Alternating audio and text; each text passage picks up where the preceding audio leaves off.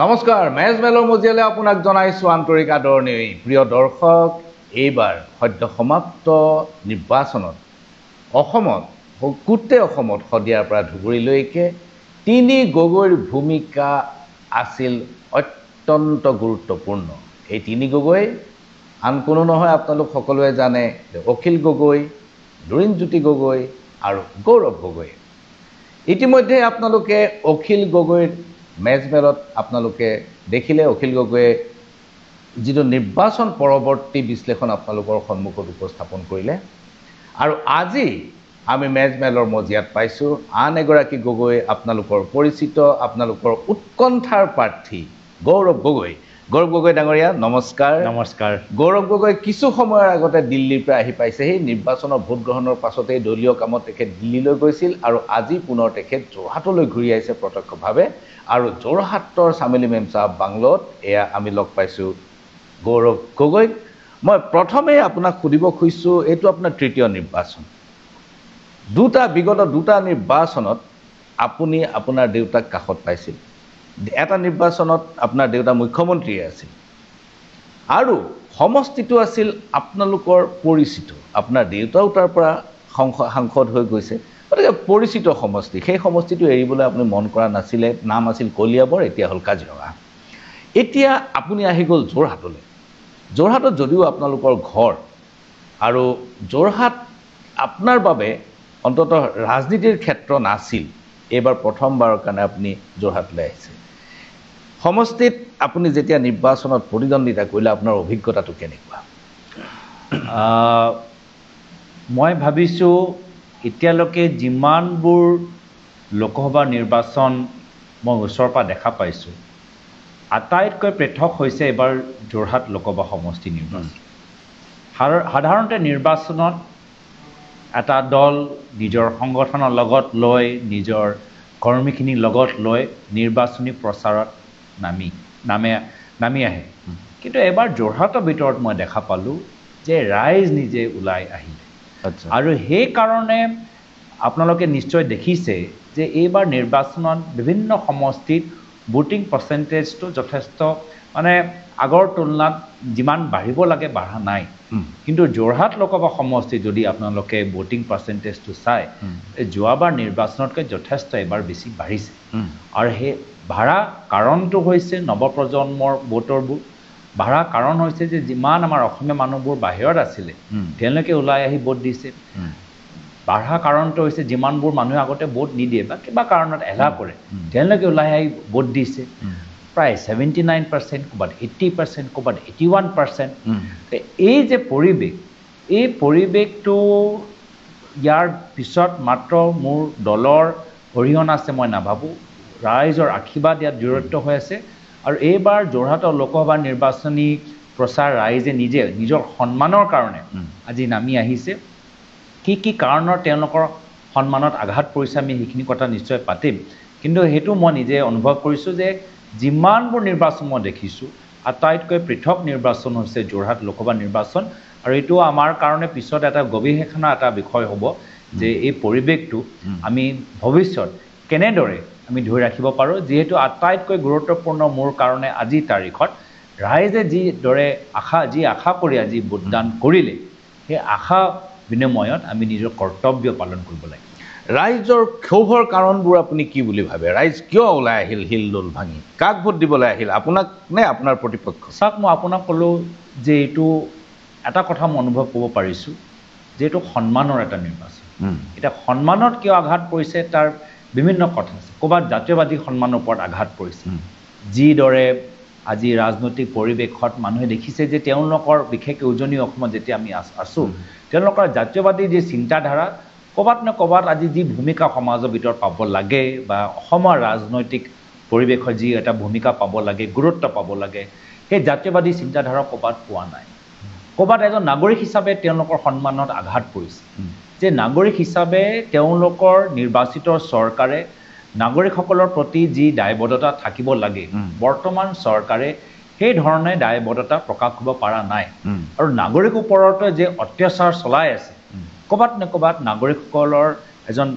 তেওঁলোকৰ যি অধিকাৰ, সেই অধিকাৰৰ ওপৰত তেওঁলোকৰ ক'ৰবাত খনন হৈছে, চৰকাৰে কাঢ়ি লৈ গৈছে, তেনেকুৱা এটা ব্যৱস্থা মানুহে দেখা পাইছে। আৰু ক'ৰবাত মই দেখিছোঁ আমাৰ মহিলাবোৰ আজি তেওঁলোকক যিদৰে এখন চৰকাৰে বিভিন্ন সময়ত 4 ঘণ্টা 5 ঘণ্টা এখন সভাৰ ভিতৰত আবদ্ধ কৰি ৰাখে। মুখ্যমন্ত্ৰী মহোদয় উৰুকা দিনত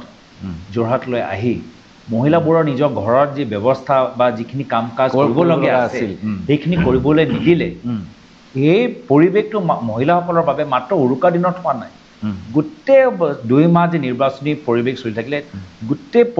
গোটেই 2 মাহ এনেকুৱা হ'ল যে য'ত এজন মহিলা নিজৰ ঘৰখন চম্ভালিব লাগে, সেই সময়ত বিজেপি তেওঁলোকক এটা সভাত মাতি আনি মিছা প্ৰতিশ্ৰুতি দি তেওঁলোকৰ মূল্যৱান সময় নষ্ট কৰে। তো সেইকাৰণে বিভিন্ন ক্ষেত্ৰত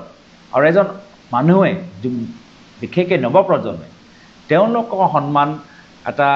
ওপৰত আঘাত পৰিলে যে তেওঁলোকে বিচাৰে যে ৰাজনীতিত আমি আদৰ্শ ভিত্তিক ৰাজনীতি কৰিব লাগে। আমি তেওঁলোকে আজি নৱপ্ৰজন্মই আজিৰ তাৰিখত যি অসমত যি মূল সমস্যাবোৰ যে আছে, ক্লাইমেট চেঞ্জৰ সমস্যা, অৰ্থনৈতিক সমস্যা, শিক্ষাৰ সমস্যা, চিকিৎসালয়ৰ সমস্যা, নিবনুৱা সমস্যা, নিৰ্বাচনী প্ৰচাৰৰ সময়ত এই সমস্যাবোৰ বিভিন্ন দলে কেনেদৰে সমাধান কৰিব পাৰে সেইখিনি কথা জানিবলৈ বিচাৰি ইচ্ছুক যিসকল ৰাজনৈতিকভাৱে সক্ৰিয়। কিন্তু আজি তেওঁলোকে দেখা পাইছে যে এই গোটেইবোৰ সমস্যাৰ ওপৰত বিভিন্ন দল বা আমাৰ বিৰোধী দলে যিদৰে গুৰুত্ব দিব লাগে গুৰুত্ব নাই দিয়া, আৰু যাৰ ফলত তেওঁলোকে ভাবিছে যে নহয় আজি তেওঁলোকৰ কথাবোৰ ওপৰত বৰ্তমান চৰকাৰে গুৰুত্ব দিয়া নাই, আৰু সেইকাৰণে তেওঁলোকৰো আশীৰ্বাদ আমি পাইছোঁ। তো এই বহুত কাৰণ আছে, আৰু সেই কাৰণে কৈছোঁ পিছত গৈ ভালদৰে গৱেষণা কৰাটো উচিত। গৌৰৱ গগৈ ডাঙৰীয়া, আপুনি কৈছে যে মহিলাসকলৰ মূল্যৱান সময় নষ্ট কৰি বিজেপিয়ে তেওঁলোকক সভালৈ লৈ আহে। হয় কথাটো, মই এনেকুৱা মহিলা পাইছোঁ যে যি বিজেপিৰ প্ৰতিখন সভা উপস্থিত আছে, যে ডিব্ৰুগড়লৈও গৈছে, গুৱাহাটীলৈও গৈছে, কেতিয়াবা গোৱালপাৰালৈও গৈছে, একেগৰাকী মহিলাই গৈ আছে। কিন্তু এটা কথা যে আপুনি আচৰিত হ'ব, মই বিজেপিৰ সভাবিলাকত মই বাৰ দৰ্শকসকলক কৈ আছোঁ যে বিজেপিৰ সভাবিলাকক মই 90% মহিলাৰ উপস্থিতি দেখিছিলোঁ। একোখন সভাত, এখন সভাত বিশেষকৈ জোনাই অঞ্চলৰ মই 99% মহিলা, কেইজনমান মাত্ৰ পুৰুষ তাত আছিল। কিন্তু এই চৰকাৰেতো মহিলাক বহুত বেনিফিট দিছে, তেওঁলোকক বহুতখিনি সাহায্য দিছে, তেওঁলোকক সুবিধা দিছে, গতিকে তেওঁলোক সভালৈ আহিছে, তাত আপোনাৰ আপত্তি কৰিবলগীয়া কি? নহয়, সুবিধা দিয়া নাই, প্ৰতিশ্ৰুতিহে দিছে। সুবিধা দিলে হ'লে মহিলাবোৰ স্বতঃস্ফূৰ্তভাৱে ওলাই আহিল, কিন্তু মহিলাবোৰে স্বতঃস্ফূৰ্তভাৱে ওলোৱা অহা নাই, তেওঁলোকক বাধ্যমূলক কৰাই তেওঁলোকক আনিছে, তেওঁলোকৰ 500 টকা লোভ দেখাই তেওঁলোকক আনিছে, প্ৰতিশ্ৰুতিহে দিছে। অৰুণোদয় আঁচনি এখন চৰকাৰৰ আটাইতকৈ ডাঙৰ নিজৰ আঁচনি। অৰুণোদয় আপোনালোকে কওকচোন 90% মহিলাবোৰে পাইছে নেকি? নাই পোৱা। আৰু বাকীখিনিতো নামেই নকওঁ, বাকী যিমানবোৰ আঁচনি সেই গোটেইবোৰ প্ৰতিশ্ৰুতি। তো আমাৰ বৰ্তমান চৰকাৰে যিমানবোৰ কথা কৈছে সব কাগজত, মাটিত একো নাই। মাটিত যদি আছে বস্তু বাহিনীৰ দাম, মাটিত যদি আছে চৰকাৰী স্কুলৰ বেয়া অৱস্থা, মাটিত যদি আছে আমি বাস্তৱ কথা যদি দেখা পাইছোঁ যে ঔষধৰ দাম বৃদ্ধি হৈ গৈছে, মাটিত আমি যদি দেখা পাওঁ সেয়া হৈছে যে আমাৰ মহিলা, আমাৰ বিশেষকৈ বাগানৰ শ্ৰমিকসকলৰ যি আজি দুৰৱস্থা, সেইটোৱে হৈছে আচল ছবি। আৰু সেইকাৰণে যদিও মহিলাবোৰে আজি বিজেপি এখন সভালৈ গৈছে, গোটেইবোৰ যে ভোট দিছে নে নাই দিয়া সেয়া হ'ল এটা ডাঙৰ প্ৰশ্ন। আৰু এইটো আমি যেতিয়া নিৰ্বাচনী 4 তাৰিখে ফলাফল যেতিয়া ওলাই আহিব, যোৰহাটৰ ভিতৰত আপোনালোকে দেখা পাব যে বহুত, যেতিয়া পিছত আপোনালোকে অধ্যয়ন কৰিব যে বহুত মহিলাখিনিয়ে বাধ্যমূলক হোৱা কাৰণে বিজেপি সভালৈ গৈছে, কিন্তু ভোটটো আমাক দিছে। গৌৰৱ গগৈ, সমগ্ৰ অসম, আৰু মই বহুত মানুহ পাইছোঁ অসমৰ বাহিৰৰ মানুহে মোক ফোন কৰি সুধি আছে, মই যোৰহাটৰ মানুহ বুলি জানে, গতিকে যোৰহাট সমষ্টিটোৰ বিষয়ে মই জানো বুলি এটা ধাৰণা, যিটো আচলতে সিমান এটা সঁচা নহয়। কথাটো হ'ল যে যোৰহাটত আপুনি কেনেকৈ জিকিব, এই কথাটো মোক চবেই সোধে। কি কেলকুলেশ্যন আপোনাৰ, হিচাপ নিকাচ কি? চাওক, নিৰ্বাচন যদি মাত্ৰ অংকৰ হ'লেহেঁতেন তেতিয়াতো সকলোৱে নিৰ্বাচনৰ ফলাফল প্ৰিডিক্ট কৰিব পাৰিলেহেঁতেন, ক'ব পাৰিলেহেঁতেন। কিন্তু নিৰ্বাচন এটা অংকৰ নহয়, নিৰ্বাচন এটা আৱেগ। নিৰ্বাচনৰ সময়ত মানুহে হিচাপ কৰে মাত্ৰ ভোটৰ হিচাপ নহয়, চৰকাৰে কি কাম কৰিব, আৰু যদি আটাইতকৈ বেছি হিচাপ নিকাচ কৰিবলগীয়া হয় তেতিয়া চৰকাৰে কি তেওঁলোকে কাম কৰিলে সেই হিচাপবোৰ মানুহে লয় বাগানৰ শ্ৰমিকসকলে হিচাপ লয় যে মোৰ বাগানৰ আজি এই ডিমনিটাইজেশ্যনৰ দিনত আমাৰ কৈছিলে যে ATM খুলিব প্ৰত্যেক বাগানত ATM খোলা গৈছে নেকি বাগানত যুৱকসকলে কয় যে এইখন চৰকাৰে বহুত আমাৰ বাগানৰ লৈ আমাৰ কথাবোৰ কয় আমাৰ কিমান বাগানৰ ল'ৰা ছোৱালীবোৰ আজি সংস্থাপিত কৰিছে বাগানৰ ভিতৰত শ্ৰমিকসকলে কয় যে এইখন চৰকাৰ প্ৰধানমন্ত্ৰী মোদী ডাঙৰীয়া নিজকে চাইৱালা হিচাপে চিনাকি দিয়ে আজি মোৰ বাগানৰ অৱস্থা কি মোৰ বাগান বেলেগ মেনেজাৰে কিনি লৈছে মোৰ বাগান আজি খোলা আছে মোৰ বাগান আজি বন্ধ আছে এইবোৰ যে হিচাপ এইবোৰ হিচাপতে আজি তেওঁলোকৰ বিজেপি দলে যি অংকৰ কৰি আছে গোটেই অংকৰটো তেওঁলোকৰ বেয়া হৈ গৈছে আৰু মানুহৰ এটা যে আবেগ সেইটো হৈছে খবৰ এইটো সেই আবেগটো আজি আপোনালোকে আহা 4 তাৰিখে দেখা পাব যে সেই যে মানুহবোৰ এটা খুব আৰু তাৰ ওপৰত য'ত এইখন চৰকাৰে সমাধান দিব লাগে তাৰ প্ৰতিশ্ৰুতি দিব লাগে যে এইখিনি সমস্যা কেনেদৰে সমাধান কৰিব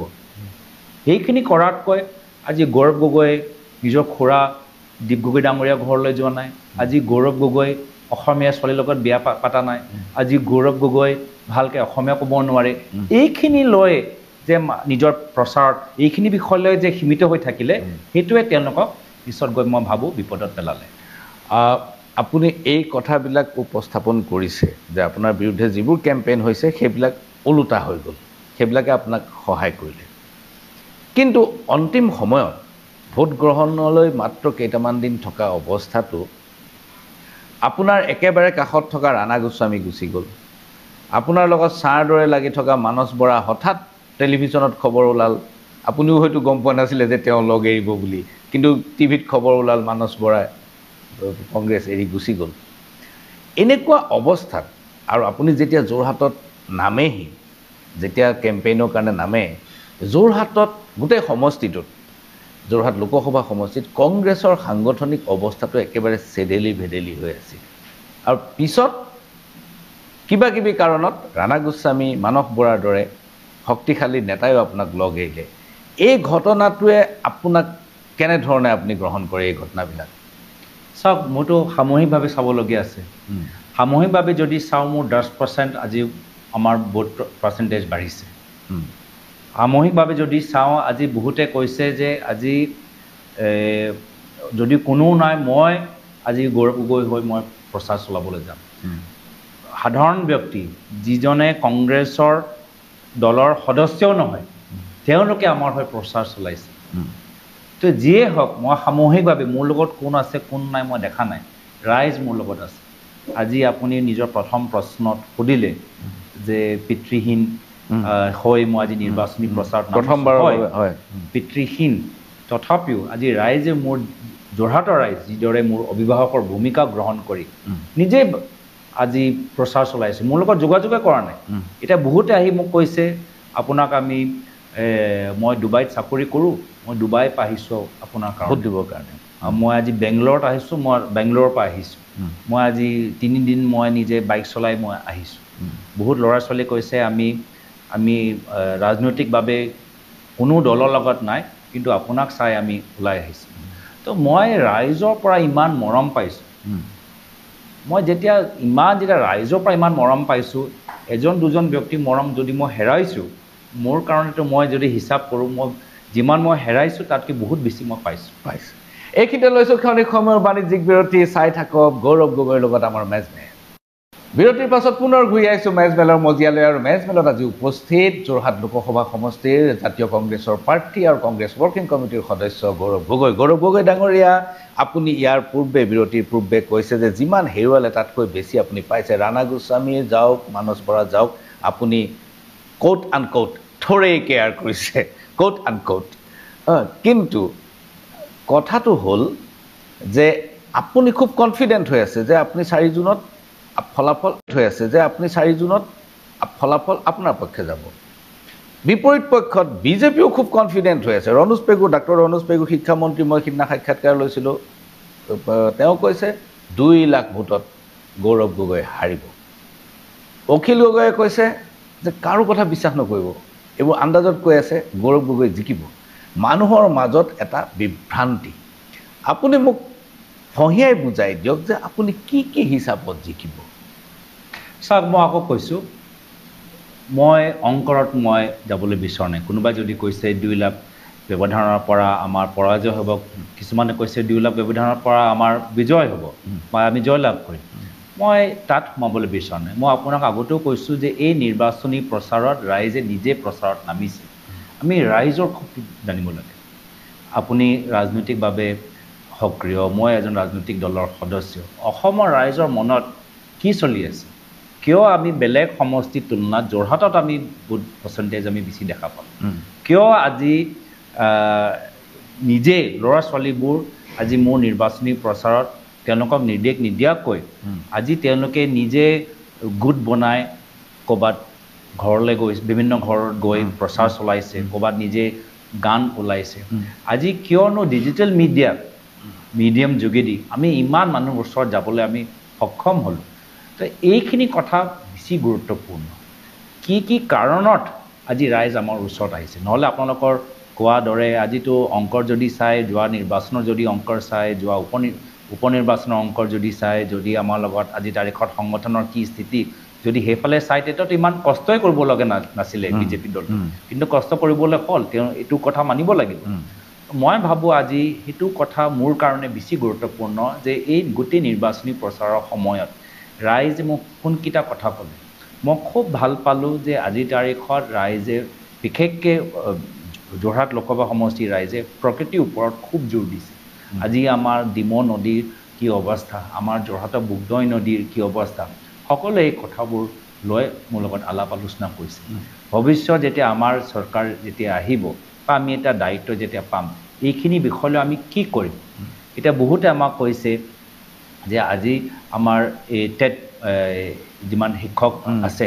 টেট কোৱালিফাইড শিক্ষকবোৰ, আজি তেওঁলোকে কৈছে যে আজি শিক্ষাৰ ক্ষেত্ৰত বহুত আৰু কৰিবলগীয়া আছে। আজি মহিলাবোৰে কৈছে, যিসকলে আজি মহিলা আজি হিতাধিকাৰী হিচাপে আজি চৰকাৰে তেওঁলোকক ব্যৱহাৰ কৰিছে, কিন্তু তেওঁলোকে কৈছে হিতাধিকাৰী হ'লেও মই মোৰ ঘৰৰ মই নিজৰ ভৰিৰ ওপৰত থিয় হ'বলৈ এটা সুবিধা পোৱা নাই। তো এইখিনি কথা যাৰ কাৰণে ৰাইজ আমাৰ প্ৰতি আকৃষ্ট হৈছে, এইখিনি কথা ভালকৈ অধ্যয়ন কৰি এইখিনি কথাৰ ওপৰত ভৱিষ্যত এটা পৰিকল্পনা সৃষ্টি কৰি, আৰু আজি যি এটা ঢৌ, মই কৈছোঁ আজি এতিয়া ঢৌ মই শব্দ ব্যৱহাৰ কৰিছোঁ, যি এটা ঢৌ আমি সমাজৰ ভিতৰত দেখা পালোঁ, এই শক্তি এটা পজিটিভ হিচাপে লৈছোঁ, যিটো ডেম'ক্ৰেচি এটা ভাল এটা আদৰ্শ, এই শক্তিটো আমি ভৱিষ্যত কেনেদৰে ব্যৱহাৰ কৰোঁ, ৰাইজে যদি নেতৃত্ব ল'বলৈ বিচাৰিছে, এই নেতৃত্ব লোৱা যে আশা, এই শক্তিটো আমি পিছত গৈ বেলেগ জিলালৈ ভৱিষ্যতলৈ অসমৰ ক্ষেত্ৰত, অসমৰ স্বাৰ্থত, অসমৰ উন্নয়নৰ ক্ষেত্ৰত আমি কেনেদৰে আমি ব্যৱহাৰ কৰিব পাৰোঁ, সেয়া মোৰ কাৰণে বেছি গুৰুত্বপূৰ্ণ। আৰু সেইকাৰণে ফলাফলৰ হিচাপত মই যোৱা নাই। আমাৰ বিজয়টো নিশ্চিত। আমি গৈছোঁ কি মই ইতিমধ্যে ভাবিছোঁ যে জিকা পিছত, ফলাফলৰ পিছত আমি প্ৰথম 2-3 মাহৰ ভিতৰত আমি কেনেদৰে আগবাঢ়ি যাব লাগে। গৌৰৱ গগৈ, আপুনি মাত্ৰ কেইঘণ্টামানৰ আগতে দিল্লীৰ পৰা আহি পাইছেহি, আৰু দিল্লীত আপুনি আপোনাৰ দলৰ উচ্চ নেতৃত্বৰ লগতো আলোচনাত মিলিত হৈছে। সামগ্ৰিকভাৱে দেশৰ যিখন ছবি নিৰ্বাচনৰ চলি থকা অৱস্থাত, এই অৱস্থাত দেখা গৈছে যে মোদীৰ যিটো আগৰ দুটা নিৰ্বাচনত যিটো ঢৌ আছিল, প্ৰথমটো প্ৰচণ্ড ঢৌ আছিল 14 চনত, তাৰ পৰা 19ত অলপ স্তিমিত হ'লেও পুলৱামাই আকৌ তাক উঠাই দিলে। এইবাৰ দেখা গ'ল যে মোদী ঢৌ তেনেকৈ নাই। মোদীয়ে যিবোৰ কিছুমান জেগাত বহুত বেছি মিটিং কৰিছে, তামিলনাডুত বহুত বেছি মিটিং কৰিছে, তেলেংগানাত বহুত বেছি মিটিং কৰিছে। এতিয়া সামগ্ৰিকভাৱে আপুনি দেশৰ ছবিখন কি ধৰণে আপোনাৰ সন্মুখত আহিছে? চাওক, মই অসমৰ এটা উদাহৰণ দিওঁ যে প্ৰধানমন্ত্ৰী মোদী ডাঙৰীয়া গুৱাহাটীত আহি ৰোড শ্ব' কৰিলে। সেই গুৱাহাটী ৰোড শ্ব' কৰাৰ পিছত, প্ৰধানমন্ত্ৰী ৰোড শ্ব' কৰাৰ পিছত বিজেপি আৰু মই নাভাবোঁ আৰু কিবা ষ্টাৰ কেম্পেইনৰ গুৱাহাটীৰ ভিতৰত প্ৰয়োজন হ'ব লাগে। তথাপিও কেন্দ্ৰীয় গৃহমন্ত্ৰী অমিত শ্বাহ ডাঙৰীয়া আহি আকৌ ৰোড শ্ব' কৰিবলগীয়া হ'ল। সেইটোৱে প্ৰমাণ কৰে যে আজি ভাৰতৰ অন্যতম ৰাজ্যৰ কথাই কওক বা অসমৰ কথাই কওক,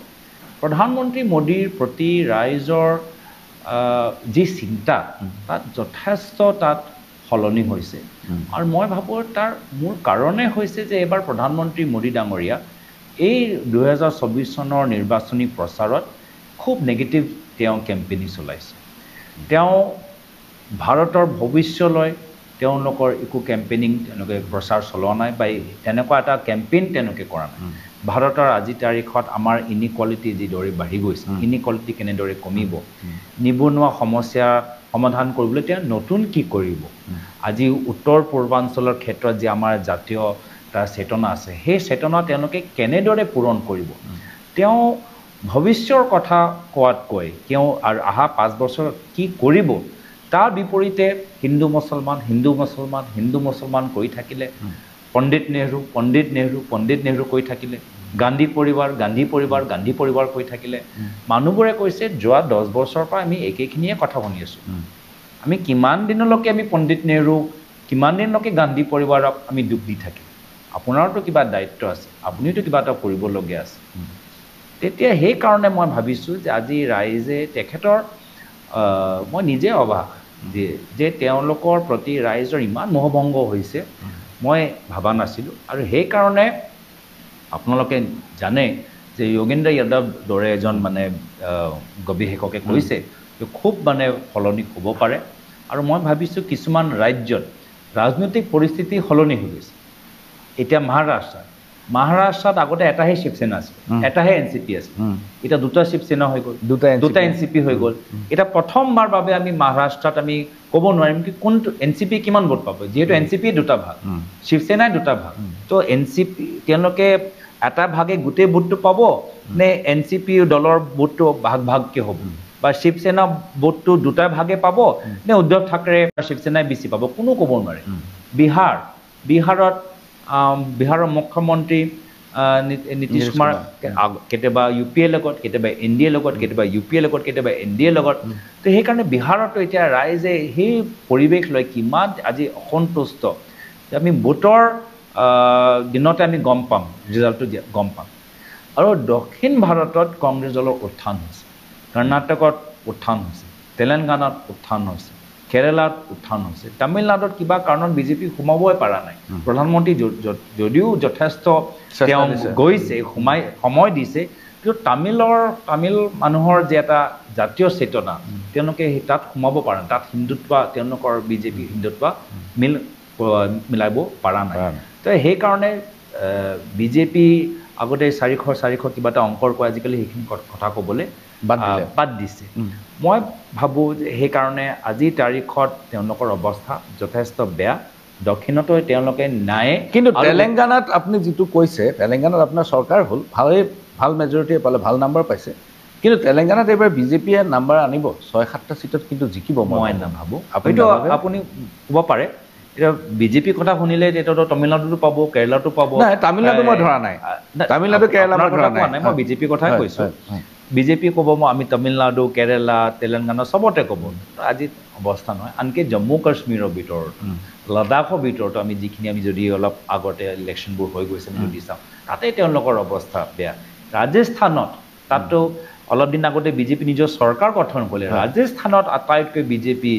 যথেষ্ট উত্তৰ ভাৰতৰ ভিতৰত ৰাজস্থানৰ ভিতৰত তেওঁলোকৰ আটাইতকৈ বেয়া ফলাফল হ'বলগীয়া হৈছে তো সেইকাৰণে আজি দক্ষিণ ভাৰতত নাই আৰু উত্তৰ ভাৰতৰ যথেষ্ট তেওঁ কমি আহিছে আধালৈকে আহিছে আৰু যাৰ ফলত তেওঁলোকৰ চৰকাৰ এতিয়া বহুতে এতিয়া কৈছে যে প্ৰধানমন্ত্ৰী আমাৰ ৰাহুল গান্ধী ডাঙৰীয়া কৈছে যে 4 জুনত নৰেন্দ্ৰ মোদী ডাঙৰীয়া ভাৰতৰ প্ৰধানমন্ত্ৰী আৰু হৈ নাথাকে এইখিনিতে লৈছোঁ ক্ষণিক সময়ৰ বাণিজ্যিক বিৰতি গুৰুত্বপূৰ্ণ মন্তব্যৰে এইখিনি কথা মন্তব্য গৌৰৱ গগৈয়ে কৈছে যে ৰাহুল গান্ধীয়ে কৈছে 4 জুনৰ পিছত প্ৰধানমন্ত্ৰী আৰু নৰেন্দ্ৰ মোদী হৈ নাথাকে প্ৰধানমন্ত্ৰী সলনি হোৱাটো অৱশ্যম্ভাৱী এইখিনিতে লৈছোঁ ক্ষণিক সময়ৰ বাণিজ্যিক বিৰতিৰ পাছত পুনৰ ঘূৰি আহিছোঁ মেজমেলৰ মজিয়ালৈ আৰু মেজমেলত আজি উপস্থিত গৌৰৱ গগৈ ডাঙৰীয়া আপুনি অলপকৈ প্ৰতিচ্ছবিখন আনিছে দেশৰ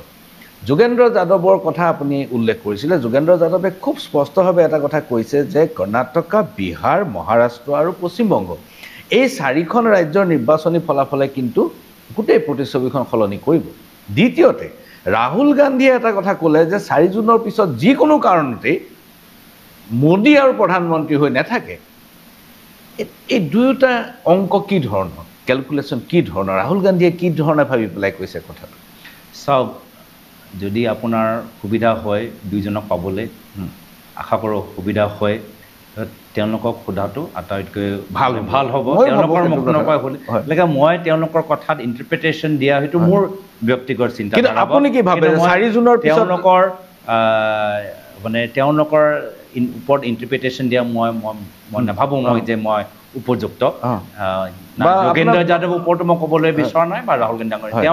কিন্তু তেওঁলোকৰ দুয়োজনৰ কথাৰ লগত মই একমত মই নিজে দেখিছোঁ নিজৰ প্ৰচাৰত কৈছোঁ যে বিজেপি যিদৰে এটা এগ্ৰেছিভ কেম্পেইনিং কৰে মই 2014 চনত দেখিলোঁ 2016 চনত দেখিছোঁ 2019 চনত দেখিছোঁ 2021 চনত দেখিছোঁ মই সেই হিচাপে নিজৰ যোৰহাট লোকসভা সমষ্টি তৈয়াৰী কৰিলোঁ কিবা কাৰণত বিজেপি আজি নিজৰ দলৰ ভিতৰতে কিবা এটা তেওঁলোকৰ ভুল বা কিবা অভাৱ বা অহংকাৰ কিবা এটা বেমাৰী সোমাই গৈছে যাৰ ফলত যোৰহাট লোকসভা সমষ্টিত যি ৰণকৌশলেৰে তেওঁলোকে নিৰ্বাচন খেলিব লাগে যি তেওঁলোকে প্ৰথম দিনৰ পৰা ভুল কৰি গৈ আছে না তেওঁলোকে ৰণকৌশলটো শুদ্ধ কৰিলে না তেওঁলোকে নিজৰ ভুলটো শুদ্ধ কৰিলে যি ভুল কৰি গৈ আছে আৰু ভুলটো মই ৰাজক ক'বলৈ বিচৰা নাই মই বিচাৰোঁ এই যি ভুল কৰি আছে আৰু কৰি থাকক সেইকাৰণে মোৰ মুখনৰ পৰা সেই ভুলবোৰ আপুনি ওলাবও নোৱাৰিব কিন্তু যি ভুল কৰি আছে এই কৰি থাকক কিন্তু বিজেপিৰ পৰা মই ভাবা নাছিলোঁ যে তেওঁলোকে যে ইমান এটা দুৰ্বল প্ৰচাৰ কৰিব অসমতো একে কেন্দ্ৰতো একে এটা সৰু উদাহৰণ মই দিছোঁ ইয়াৰ পূৰ্বে আমাৰ যিমানবোৰ লোকসভা নিৰ্বাচন হয় আমি বিজেপিৰ দলৰ কেন্দ্ৰীয় নেতৃত্ব আহিয়ে থাকে সাংবাদিকবোৰে আমাক প্ৰশ্ন কৰে যে বিজেপি ইমান মন্ত্ৰীবোৰ আহিলে আপোনালোকৰ কোন এবাৰ প্ৰশ্নটো আপোনাক সোধা প্ৰয়োজনে নহ'ল কেনেকৈ তেওঁলোকৰ ফালৰ পৰা কোনো নাহিলে আমি নিজৰ ফালৰ পৰা আমি প্ৰচাৰ কৰি থাকিলোঁ কিন্তু সেইটো নাহিলেই তো বহুত ক্ষেত্ৰত বিজেপি নহাৰ কাৰণটো কি কাৰণ মোদীয়ে এখন মিটিং দিলে অমিত শ্বাহে 2-3খন মিটিং কৰিলে তাৰ বাহিৰেতো বৰ বিশেষ একো ইয়াত নাজানো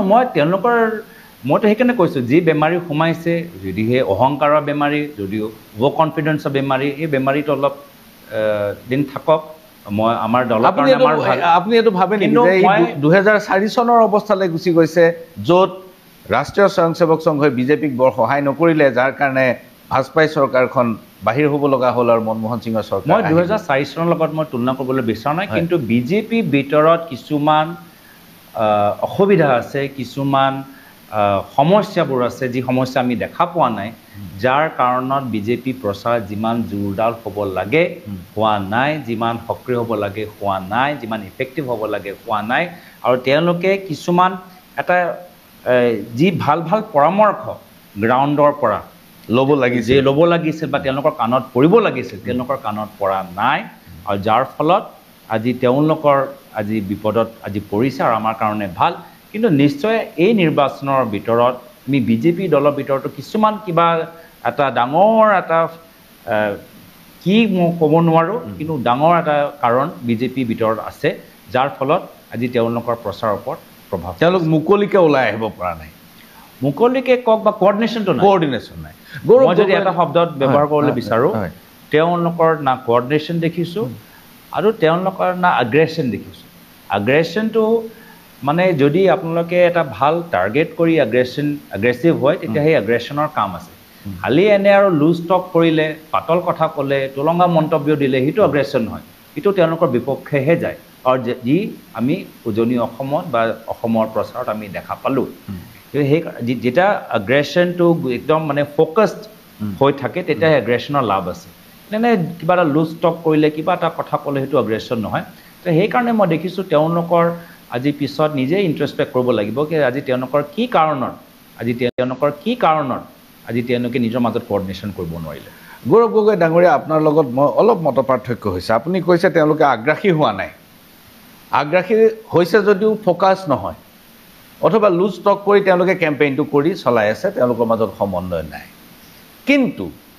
অখিল গগৈ ডাঙৰীয়াই কৈছে যে তেওঁলোকে সাংঘাতিক আগ্ৰাসী ৰূপত ধনৰ বিতৰণ কৰিছিল আৰু যিটো এমাউণ্ট কৈছে এইটো আমাৰ টেলিভিশ্যনত দৰ্শকসকলে দেখিছে মই বিশ্বাস কৰা নাই যোৰহাট সমষ্টিতে ইমান টকা খৰচ কৰিছে বুলি মোৰ বিশ্বাস নহয় গতিকে এই কামটো আপোনাৰ নটিছত আহিছিল নে আপোনাৰ চকুত পৰিছিল নে এনেকুৱা ৰিপৰ্টেড হৈছে অবাক হ'লো কি যি দলে অযোধ্যা আৰু ৰাম মন্দিৰৰ কথা কয় যি দলে হিন্দু ধৰ্মৰ কথা নিজৰ নিৰ্বাচনী প্ৰচাৰত ব্যৱহাৰ কৰে সেই দলৰ মানুহবোৰে মাজুলীত গৈ নামঘৰে টকা বিলাইছে মানে সত্ৰাধিকাৰৰ ওচৰত গৈ নামঘৰৰ পৰিচালনা সমিতিৰ সম্পাদক ওচৰত গৈ আজি টকা বিলাইছে এয়া হৈছে বিজেপি দলৰ আজি তেওঁলোকৰ ৰাজনীতি মই নাভাবোঁ যে গোটেই বিজেপি দলৰ নেতৃত্ব এনেদৰে প্ৰচাৰ কৰিবলৈ বিচাৰে কিন্তু এছাম বিজেপিয়ে এনেদৰে প্ৰচাৰৰ ওপৰত নিৰ্ভৰ মানে টকা বাহিৰে তেওঁলোকে চিন্তাই কৰিব নোৱাৰে মই মানে ভাবোঁ যে আগৰ পুৰণা বিজেপি মানুহবোৰে নামঘৰত গৈ টকা বিলোৱাটো মানে গ্ৰহণ কৰিছিল কিন্তু তেওঁলোকৰ গুৰুত্বপূৰ্ণ কথা ক'লে যে আগৰ পুৰণা বিজেপিবোৰে আপুনি ক'ব খোজে নেকি যে বিজেপিৰ ভিতৰত আগৰ পুৰণা বিজেপি আৰু নতুন বিজেপিৰ এটা সংঘাত আছে মানে আদৰ্শ ভিত্তিটো পাৰ্থক্য আছে এতিয়া মই যোৰহাটৰ মই জানো পুৰণা বিজেপিসকল যি নেতাসকল যি মোৰ পিতৃৰ লগত ভাল মই মোৰ পিতৃৰ দিনৰ পৰা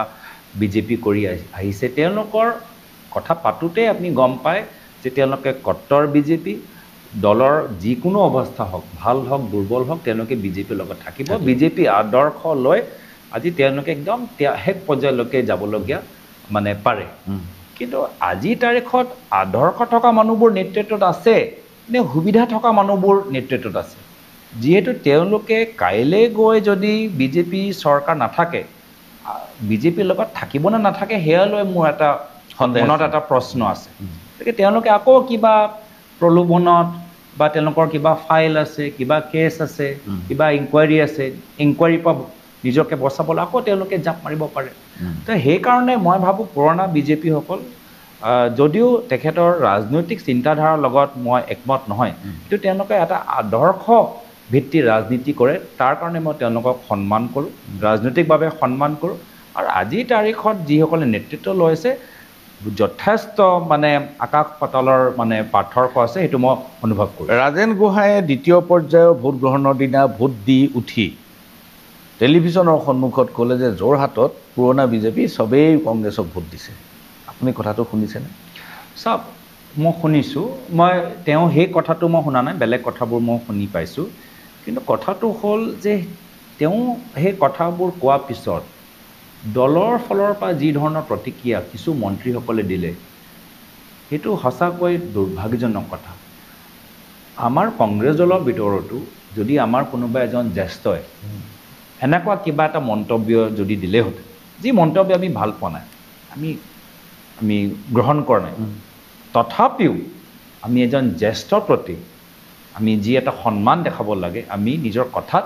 সেই মান সন্মানটো আমি প্ৰকাশ কৰোঁ কিন্তু বিজেপি যি নিজকে খুব মানে অসমীয়া সংস্কৃতি আৰু খুব মানে ইণ্ডিয়ান কালচাৰৰ সভ্যতাৰ ওপৰত সকলোকে মানে কি কয় তেওঁলোকে পৰামৰ্শ দিয়ে শিক্ষা দিয়ে সভ্যতাৰ ওপৰত তেওঁলোকৰ দলৰ শক্তিশালী মানুহবোৰ যি আজি বয়সত আৰু অনুভৱত যথেষ্ট কম যি ধৰণৰ কথাবোৰ ক'লে মই যদিও বিজেপি দলৰ নহয় মই বেয়া পাইছোঁ আৰু যদি মই এজন বিজেপি বাহিৰত থকা মানুহ বেয়া পাইছোঁ তো বিজেপি ভিতৰত থকা মানুহবোৰ কিমান বেয়া পাইছে সেইটো আপোনালোকে নিজে ভাবিব পাৰে এইখিনিতে লৈছোঁ ক্ষণিক সময়ৰ বাণিজ্যিক বিৰতি চাই থাকক মেজমেল বিৰতিৰ পাছত পুনৰ ঘূৰি আহিছোঁ মেজমেলৰ মজিয়ালৈ আৰু মেজমেলত আজি উপস্থিত গৌৰৱ গগৈ ডাঙৰীয়া আপুনি কৈছে যে বিজেপিৰ কেম্পেইন আগ্ৰাসী নহ'ল ময়ো অকণমান মানে অনুমান কৰিব পাৰিছোঁ বাহিৰৰ পৰা আপুনি যিহেতু কেম্পেইনত নিজে আছে গতিকে আপুনি বেছি ভালকৈ জানিব ইয়াৰ অন্যতম কাৰণ হ'ল তেওঁলোকে এইবাৰ অসমত পলাৰাইজ কৰিব নোৱাৰিলে পলাৰাইজ কৰিব নোৱাৰাৰ কাৰণটো হ'ল বদৰুদ্দিন আজমলৰ ছবিখন তেওঁলোকে ৰাইজৰ সন্মুখত দাঙি ধৰিব নোৱাৰিলে আটাইতকৈ ডেমনটো সন্মুখত থাকিলে মানুহ বিজেপিৰ ফালে মানে বদৰুদ্দিনক যি ধৰণে ডেমনাইজ কৰে সেইধৰণে আৰু বদৰুদ্দিনে প্ৰভোক কৰি তেওঁলোকে পলাৰাইজেশ্যনত তেওঁ সহায় কৰে এইবাৰ বদৰুদ্দিন আজমল চীনৰ পৰা সম্পূৰ্ণ বাহিৰত গুচি গ'ল কাৰণ কংগ্ৰেছে খুব আগ্ৰাসী ৰূপত বদৰুদ্দিন আজমলৰ দলক পৰাজিত কৰিবলৈ একেবাৰে নামি পৰিল যুদ্ধক্ষেত্ৰত বদৰুদ্দিন আজমল পৰাজিত হ'ব সেইটো প্ৰায় নিশ্চিত হৈ গৈছে আন দুখন আসনতো কৰিমগঞ্জ আৰু নগাঁৱত AIUDFৰ প্ৰাৰ্থী পৰাজিত হোৱাটো প্ৰায় নিশ্চিত হৈ গৈছে কেনেকৈ সম্ভৱ হ'ল এই কথাটো এই পৰিস্থিতি সৃষ্টি ইয়াত মই আৰু এটা কাৰণ যোগ কৰিবলৈ বিচাৰোঁ আপোনাৰ কোৱাৰ দৰে বিজেপি সাধাৰণতে পলাৰাইজিঙৰ এটা ষ্ট্ৰেটেজি থাকে তেওঁলোকে ব্যৱহাৰ কৰে কিন্তু এবাৰ তেওঁলোকে পলাৰাইজ কৰিবলৈ বিচাৰিছে নে সংখ্যালঘু মানুহৰ ভোট ল'বলৈ বিচাৰিছে তেওঁলোকে নিজে এবাৰ স্পষ্ট নাছিল আচ্ছা এতিয়া তেওঁলোকে নিজে নাজানে কি পলাৰাইজ কৰিবলৈ বিচাৰোঁ নে আমি ভোট ল'বলৈ বিচাৰোঁ কোনোবা এটা লাইন ল'ব লাগিব নিৰ্বাচনৰ আগত ক'ব মিয়া ভোট নালাগে নিৰ্বাচনৰ সময়ত আকৌ মুখ্যমন্ত্ৰী ঢিঙত গৈ সংখ্যালঘু অঞ্চলত সোমাই নাচিছে তেতিয়া ভোট লাগে তেতিয়া আকৌ যোৰহাটত আহি ক'ব যে গৌৰৱ গগৈ ঈদৰ দিনত নামাজ পঢ়িলে মানুহে তেওঁক ভোট দিব নালাগে আকৌ তেওঁ নগাঁৱত গৈ বেলেগ বেলেগ ধৰণৰ কথাবোৰ ক'ব তো মই ভাবোঁ এবাৰ বিজেপি ফ্ল'লেছ বিজেপি স্পষ্ট নাছিলে যে তেওঁলোকে সংখ্যালঘু মানুহৰ ভোটটো বিচাৰে নে নিবিচাৰে আৰু সেইকাৰণে তেওঁলোকে পলাৰাইজ কৰিবলৈও পলাৰাইজ ভালকৈ কৰিব নোৱাৰিলে আৰু যদিও তেওঁলোকে নিজৰ ভোটটো বঢ়াবলৈ বিচাৰে সংখ্যালঘু অঞ্চলত গৈ নিজৰ ফালে মানুহবোৰ অলপ টানিবলৈ বিচাৰে সেইটোও তেওঁলোকে ভালকৈ কৰিব নোৱাৰিলে তো সেইকাৰণে মই ভাবোঁ এইটো এটা ডাঙৰ কাৰণ আৰু সেইটো বিজেপি নিজকে স্পষ্ট কৰা তেওঁলোকে এটা সময় ল'ব লাগে যিহেতু তেওঁলোকে কয় সকলৰ বিকাশ লাগে সকলৰ বিশ্বাস মতে আমি কৰিব লাগে যদি সকলৰ বিশ্বাস মতে কাম কৰিবলৈ বিচাৰা তেতিয়া তোমালোকে এনেধৰণৰ মন্তব্য নিদিবা যাৰ ফলত সমাজৰ এটা বৰ্গ তোমালোকৰ পৰা আঁতৰি যায় আকৌ তোমালোকে কেতিয়াবা কোৱা যে আমি ৰাজনৈতিকভাৱে কিমানক তোমালোকে বিধায়কৰ টিকেট দিলা কিমানক আজি সাংসদৰ টিকেট দিছা আজি নগাঁৱত গৈ ধিং সমষ্টিত গৈ মুখ্যমন্ত্ৰী হিমন্ত বিশ্ব শৰ্মা ডাঙৰীয়া ধিং সমষ্টিৰ ৰাইজৰ লাহৰীঘাট সমষ্টিৰ ৰাইজৰ ভোট বিচাৰিলে নাচিবলৈ বাধ্য হ'ল তেওঁ মানে ধিং লাহৰীঘাটত গৈ মানুহৰ লগত নাচিব পাৰে মই শিৱসাগৰ গৈ মই নামাজ পঢ়িব নোৱাৰোঁ মোৰ কাৰণে নিয়ম বেলেগ নেকি নাচিব পাৰে নাচাটো ভাল নামাজ পঢ়াটো বেয়া এইটো কি কথা হ'ল তো সেইকাৰণে তেওঁলোকে অলপ বিচাৰ বিশ্লেষণ কৰাটো ভাল আজি সমগ্ৰ ভাৰতত তেওঁলোকে কয় যে আমি সকলোৰ লগত আছোঁ সকলোৰ কথা আমি চিন্তা কৰোঁ গোটেই ভাৰতত য'ত আমাৰ 30% মুছলিম সমাজ আছে মাত্ৰ এটাই তেওঁলোকে সংখ্যালঘু সমাজৰ পৰা এজন মানুহক তেওঁলোকে টিকেট দিছে কেৰেলাত তো সেইকাৰণে তেওঁলোকে আজি একদম মই কৈছোঁ নিৰ্বাচনী প্ৰচাৰত যিমানবোৰ নিৰ্বাচনী মই দেখিছোঁ আটাইতকৈ মানে কনফিউজড আৰু ক্লুলেছ আৰু একো মানে তেওঁলোকে তাৰ কাৰণ অভাৰ কনফিডেণ্ট নে তেওঁলোকৰ কাৰণত মানে যে ফেকশ্যনেলিজম যে হৈছে কি কাৰণ মানে মই ক'ব নোৱাৰোঁ কিন্তু আটাইতকৈ কনফিউজ দুৰ্বল টুথলেছ কেম্পেইন মই দেখিছোঁ যিহেতু আপোনাৰ অখিল গগৈ কোৱাৰ দৰে পিছত গৈ পইচাৰ ওপৰতে নিৰ্ভৰ আৰু পইচা যদি জিকাই দিয়ে তেতিয়াতো কোনো চৰকাৰ থকা দলটো কেতিয়া চৰকাৰৰ গাদী এৰিবলৈ নহয় তো পইচাৰ ওপৰত নিৰ্ভৰ সেইটোতো তেওঁলোকৰ দুৰ্বলতা প্ৰমাণ কৰে না তেওঁলোকৰ নিজৰ ৰাজনৈতিক আদৰ্শ ওপৰত প্ৰচাৰ চলালে না তেওঁলোকৰ ৰাজনৈতিক কিবা ৰণকৌশল ওপৰত নিৰ্ভৰ কৰি প্ৰচাৰ চলালে না কোনোবা কাৰোবাৰ ব্যক্তিত্ব লৈ নিৰ্বাচনী প্ৰচাৰ চলালে নহয় মাত্ৰ টকা পইচা আৰু টকা পইচা লৈ মই নাভাবোঁ যদি বিৰোধী দলে ভালদৰে প্ৰচাৰ চলায় টকা পইচাৰ প্ৰভাৱ আমি যথেষ্ট কমাব পাৰোঁ গৌৰৱ গগৈ ডাঙৰীয়া টকা পইচালৈ যেতিয়া আপুনি আহিছে আপোনাৰ লগতে কাম কৰি থকা মানুহে মোক অভিযোগ কৰিছে যে আপুনি পইচা একেবাৰে খৰচ নকৰিলে কিয় নকৰিলে আপোনাৰ নাছিল নে ইচ্ছা কৰি নকৰিলে চাওক এতিয়া অভিযোগটো সকলোৰ হ'ব পাৰে আৰু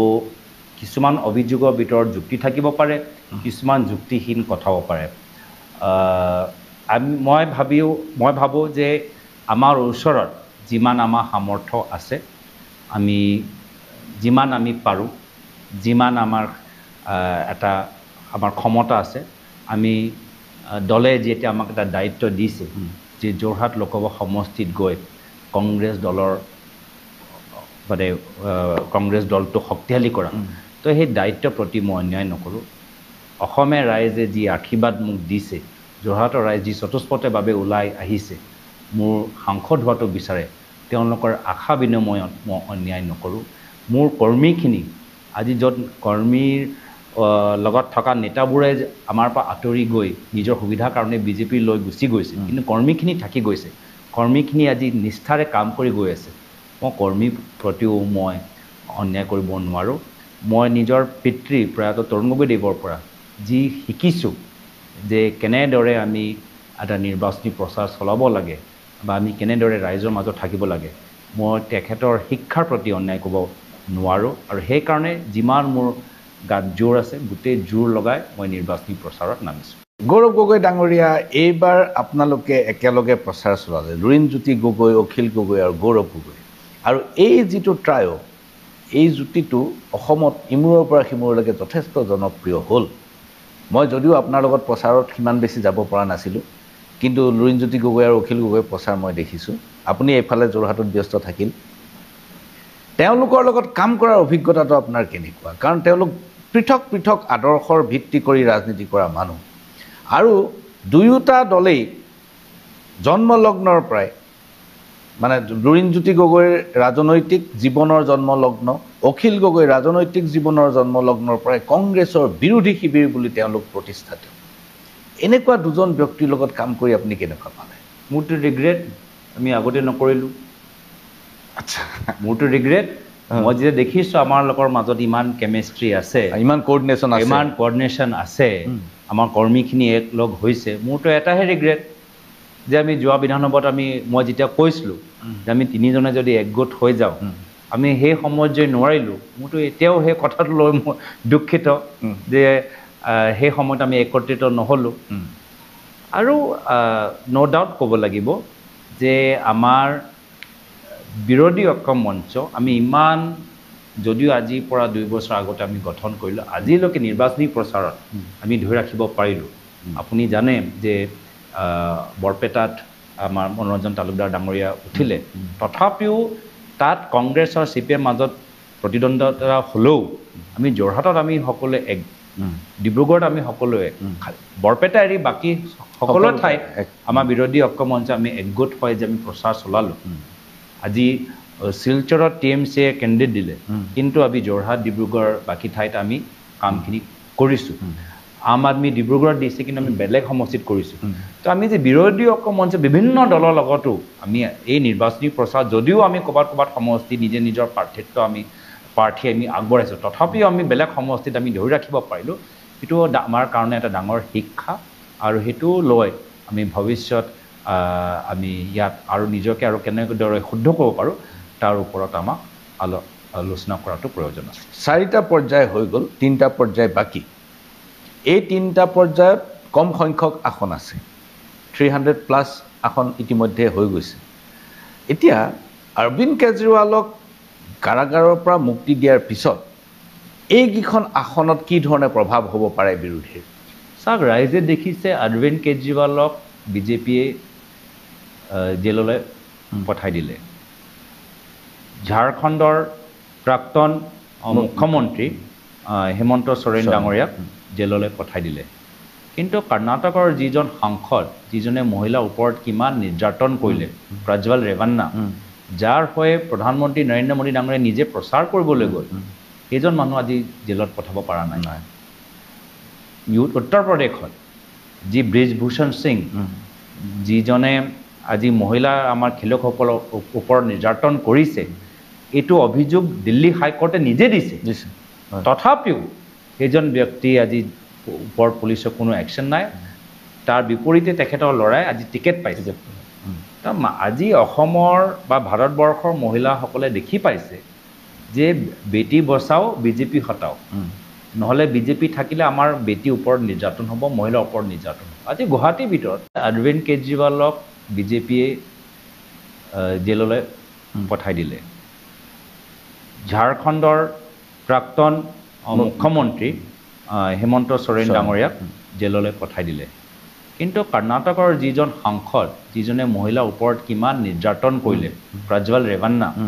যাৰ হৈ প্ৰধানমন্ত্ৰী নৰেন্দ্ৰ মোদী ডাঙৰীয়াই নিজে প্ৰচাৰ কৰিবলৈ গ'ল, সেইজন মানুহ আজি জেলত পঠাব পৰা নাই। উত্তৰ প্ৰদেশত যি ব্ৰিজভূষণ সিং, যিজনে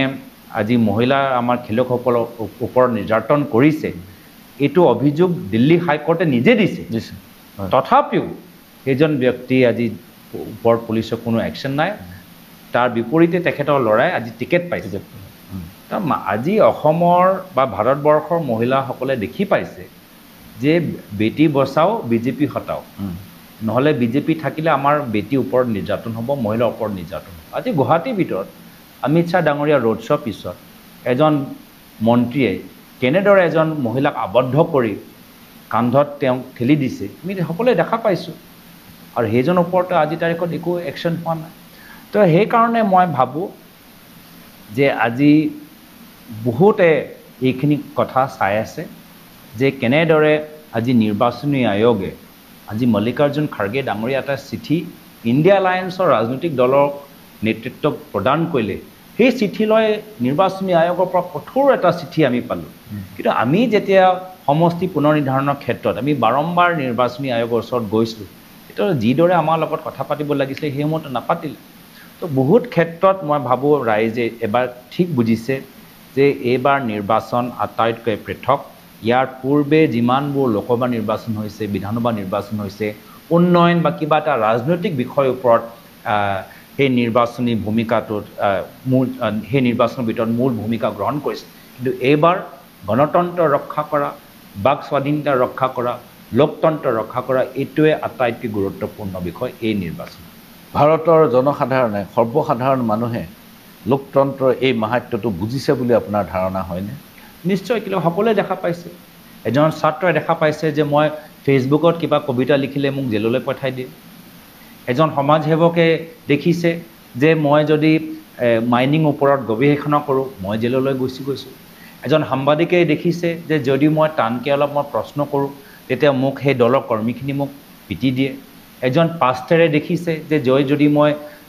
জিজাছ ক্ৰাইষ্ট ওপৰত ক'ৰবাত মই এটা আলাপ আলোচনা কৰোঁ মোক জেললৈ গুচি যায় তো সমাজৰ প্ৰত্যেক বৰ্গই আজি ভয় অনুভৱ কৰিছে হ'ব পাৰে লোকতন্ত্ৰ বচাব লাগে সেই কথাৰে হ'ব পাৰে নিৰ্বাচনটো অধ্যয়ন কৰা নাই কিন্তু এইখন চৰকাৰ থকা সময়ত আমি ভয় অনুভৱ কৰিছোঁ সেই ভয়টো সকলোৱে অনুভৱ কৰিছে আৰু সেইকাৰণে সেই ভয়ৰ পৰা মুক্তি পাবলৈ আজি তেওঁলোকে বিজেপিৰ প্ৰতি মোহভংগ হৈ আমাৰ ইণ্ডিয়া এলায়েন্সৰ পক্ষত আহিছে বহুত ধন্যবাদ গৌৰৱ গগৈ আপুনি আপোনাৰ ব্যস্ততাৰ মাজত ইমানখিনি সময় দিলে আৰু ভৱিষ্যতৰ দিনবিলাকত 4 জুনৰ পিছত পুনৰ আকৌ এবাৰ লগ পোৱাৰ প্ৰতিশ্ৰুতি আপুনি দিব লাগিব নিশ্চয় 4 জুনৰ পিছত আমি নিশ্চয় আকৌ লগ পাম নিশ্চয় ধন্যবাদ ধন্যবাদ